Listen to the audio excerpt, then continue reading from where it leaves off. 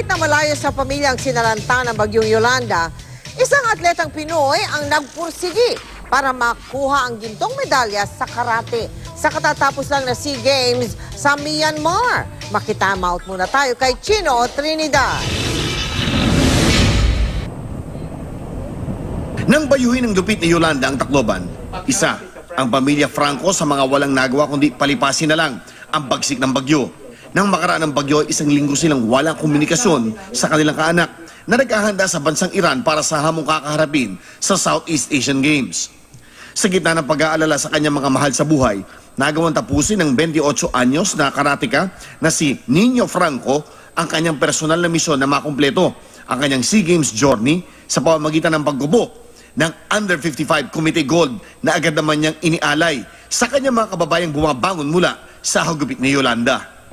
Kahapon, dinat na ng GMA News ang 2013 gold medalist na tumutulong sa kanyang nanay na si Maria Linda na ayusin at linisin ang kanilang bahay sa Tacloban na inabot ng matinding pagbaha.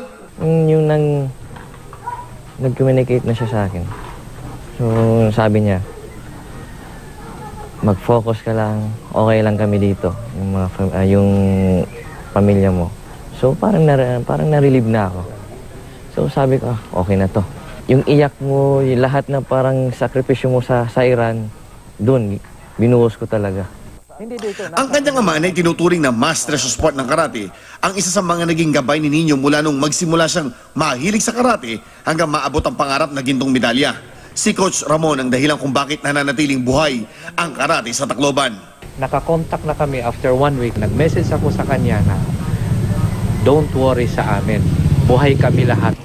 Tangan ng kanyang gintong medalya ay nag-ikot si Nino sa bayan ng Tacloban para ipakita sa kababayan ang bunga ng kanyang sakripisyo na nais niya ring maging simbolo ng battle cry nila na Tindog Tacloban. Napatigil kami sa isang Christmas tree na simbolo ng hindi patatalong ugali ng mga taga-Tacloban. Kahit po nabagyuhan kami, pinakita pa rin po namin na unexpected na Christmas. Dito, kahit mahirap man, kahit kulang lahat, kaya pa rin namin. Ang pagbibigay pugay ni Nino sa katatagan ng kanyang mga kababayan ay nagtapos sa munisipyo ng Tacloban. Dito, kahit sandali, ay ipinamalas ng 2013 Southeast Asian Games gold medalist ang kanyang tikas sa sport na kanyang pinagharian sa Myanmar. Chino Trinidad, Nakatutok, 24 Oras.